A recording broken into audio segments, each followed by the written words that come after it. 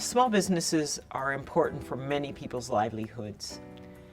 I must say, though, in Central and Eastern Europe, small is not necessarily beautiful.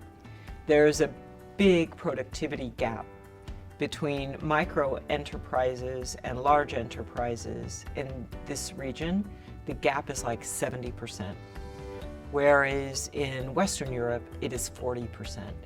So it's actually something to think about. Now, of course, that doesn't mean that government shouldn't address the problems of small business and help them to develop.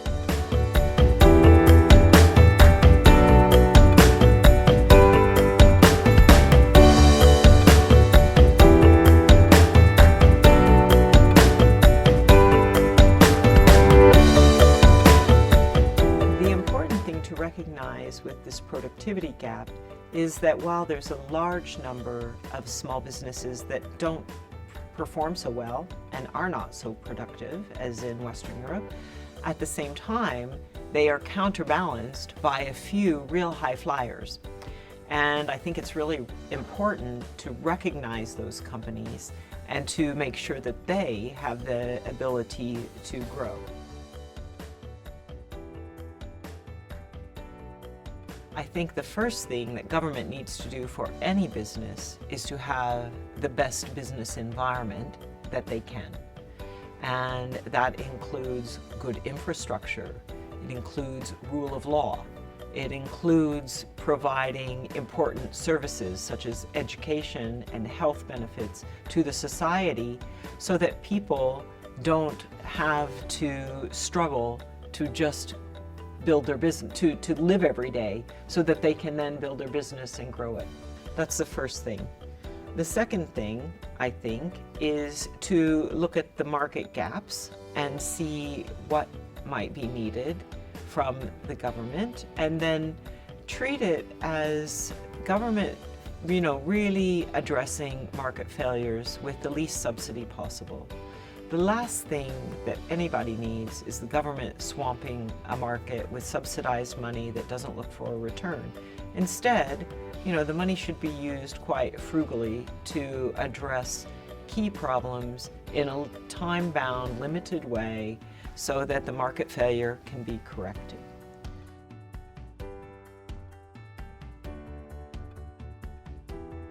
Let's start with startups and then come to small businesses.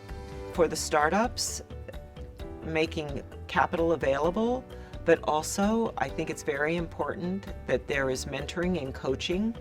And so in Silicon Valley, of course, you have all these very experienced venture capitalists, a lot of angel investors. There are fewer in our region, but deploying this expertise is really important.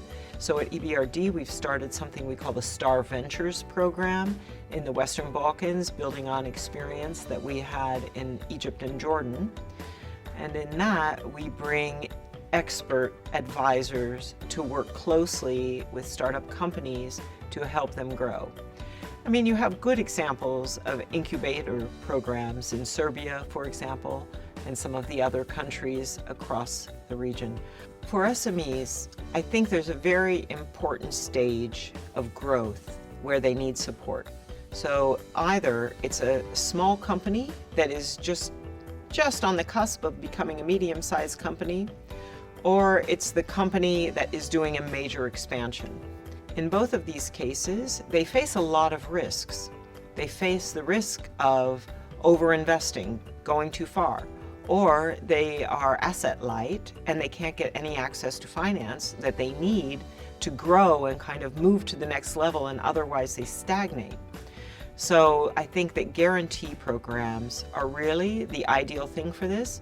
Then the other thing that I think is critical is advice. There is just, I mentioned that I ran our program, Advice for Small Businesses, and what I have seen with that program is the difference for a firm in just having someone expert tell them what they can do better, where their shortcomings are, what are their real issues that they need to concentrate on, and help them to actually address them in a solid way. So, think that entrepreneurs who think that they know it all, these are unfortunately the companies that are not likely to exploit their full potential. Instead, somebody who is ready to listen to someone with expertise can really make a difference. And so the EBRD supports thousands of firms every year using donor money to subsidize the cost. So they always have to pay, but they don't have to pay the full price, mainly offered by local consultants, but in certain instances, bringing in international experts. And we have actually worked also with some of the Big Four accounting firms to help them, particularly on financial management and reporting. This has been an enormous contribution to SME growth, and I really encourage governments to implement programs of this nature themselves, because EBRD's donors aren't going to continue to do this forever, especially as countries become more developed and wealthier.